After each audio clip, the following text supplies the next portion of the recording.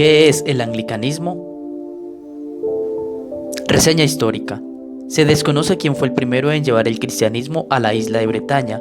Hay varias teorías. Se cree que soldados romanos, pero sí se tiene claro que el cristianismo existía en Bretaña en el siglo II. En el año 314 asistieron al concilio de Arles 3 obispos ingleses. Luego se envió misioneros a toda la Bretaña. Iltu fue a Gales en el siglo V. Niniano fue a Escocia en el año 397. Patricio fue consagrado obispo en el año 432. Fue a Irlanda.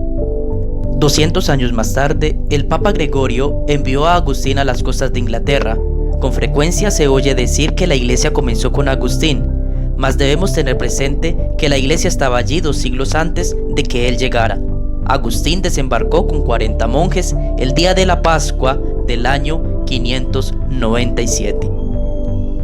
Años después fue consagrado arzobispo de Inglaterra, aunque realmente jamás fue reconocido por los obispos británicos. Con su consagración, la iglesia de los ingleses dejó de ser un área misionera aislada y la Iglesia Católica de Cristo fue reconocida en Bretaña. Agustín no consiguió ganarse la confianza de los obispos británicos, aunque el Papa Gregorio le había aconsejado en una carta no imponer a la recién fundada iglesia todos los usos y costumbres con los que se había familiarizado en Roma, pues las cosas no deben de ser amadas por causa de los lugares, sino los lugares por causa de las cosas. Escoge pues de cada iglesia aquellas cosas que son piadosas y justas, y cuando las hayas fundido, por así decirlo, en un solo cuerpo, que la mente de los ingleses se acostumbre en adelante. La iglesia de los ingleses ya tenía una vida propia, una tradición y una dignidad. La Reforma Protestante. Causas. A. Intelectuales. La iglesia no controlaba ya ni las mentes ni los espíritus de los cristianos. El secularismo se había extendido. La gente se interesaba más por asuntos de este mundo que por los del otro. La invención de la imprenta favoreció la rápida difusión de ideas liberales. B. Políticas. Los príncipes favorecían la reforma de la iglesia para debilitar el poder del Papa. C. Económicas. La iglesia era rica, los reinos pobres, favoreciendo la reforma, encontraban arma fácil para confiscar los bienes a la iglesia. D. Sociales. La clase burguesa resentía el apoyo que la iglesia ofrecía a los nobles. Con la reforma y nuevas religiones encontraban alivio y campo abierto para su vida y acababan con las prohibiciones de acumular riquezas. E. Religiosas. El prestigio clerical, incluido el papal, estaba minado. Los reformadores denunciaban los abusos e incluso las enseñanzas de la iglesia. La gente los oía y seguía. Enrique VIII y la iglesia, 1509-1547. Coronado rey de Inglaterra en 1509, en 1521 escribió contra Lutero la defensa de los 7 sacramentos. El Papa le otorgó el título de defensor de la fe. En 1527 llevaba ya casado 18 años con Catalina de Aragón, de quien había tenido 3 varones y 2 hembras, pero todos, excepto una niña, habían muerto en la infancia. Catalina, ya en los 40, no parecía ofrecer esperanzas de alumbrar a un nuevo varón. Ninguna mujer en el pasado había reinado con acierto en Inglaterra.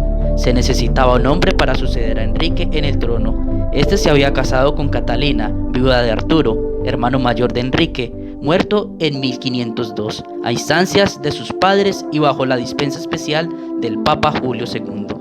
En el curso normal de las cosas, a Enrique no se le hubiera permitido casarse con Catalina, y ahora el rey insistía en que su matrimonio era nulo por esa razón. No pedía un divorcio, sino una declaración de nulidad. Efectivamente, muchos eruditos contemporáneos dudaban sinceramente que el Papa pudiese conceder semejante dispensa, a saber, casarse con la viuda de su hermano, ya que parecía contradecir el mandato del Levítico. Si uno toma a la mujer de su hermano, es una inmundicia. Descubrió la desnudez de su hermano, no tendrán hijos. Los papas en el pasado habían anulado matrimonios en circunstancias parecidas y con razones de menos peso. Todos sabían que el Papa, ahora Clemente VII, deseaba conceder a Enrique la anulación anhelada si pudiera hacerlo sin ofender al emperador Carlos V, sobrino de Catalina, y a quien el Papa tenía miedo acérrimo. Por ello, en 1532, cansado de esta indecisión y apoyado en el derecho romano, el rey promulgó el Acta de Limitación de Apelaciones, reconociendo a Inglaterra como imperio con poder plenario, completo y entero, sin necesidad de recurrir a autoridad extranjera para ninguna causa. Roma e Inglaterra quedaban separadas.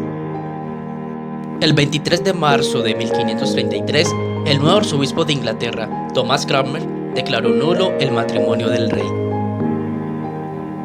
Enrique VIII suprimó las órdenes religiosas para apropiarse de sus bienes. Sin embargo, hubo poca protesta ante tal agresión. Según Mormon, las mismas órdenes habían perdido su espíritu religioso, mas tal atropello supuso un desastre cultural para la nación inglesa. Enrique VIII se preocupó de que se mantuviera el orden católico. En 1536 promulgó los 10 artículos, en los cuales, entre otras cosas, pedía que los sacerdotes debían predicar por lo menos 13 domingos seguidos, y después regularmente, en contra de la autoridad jurisdiccional que el Papa se había usurpado. En 1539, de nuevo el rey publicó un libro conocido como Los 6 Artículos, en el cual defendía 6 puntos tradicionales, doctrinales, litúrgicos y pastorales que la rama protestante quería cambiar. El problema que esto presentaba era que la mayoría de los sacerdotes en Inglaterra y en otras partes del mundo cristiano no sabían predicar y muchos no conocían bien la doctrina de la iglesia. Para aliviar el problema, Cranmer escribió un libro conocido como el Libro del Obispo, en el cual se presentaba la enseñanza de la iglesia. Mientras tanto, Enrique VIII se había transformado en el tirano que mataba por igual a católicos como a luteranos que no acataran sus órdenes. Tuvo 5 mujeres, y la última la hizo decapitar por infidelidad. Al final de su reinado, Enrique VIII se había nombrado a sí mismo cabeza suprema en la tierra de la Iglesia de Inglaterra. Sin embargo, la vida religiosa en las parroquias continuaba como si nada hubiera pasado. La liturgia seguía siendo la misma y los sacerdotes se conducían como siempre. La reforma que afectara al pueblo no había llegado. Enrique VIII moría en 1547. Continuará. Suscríbete y activa la campanita.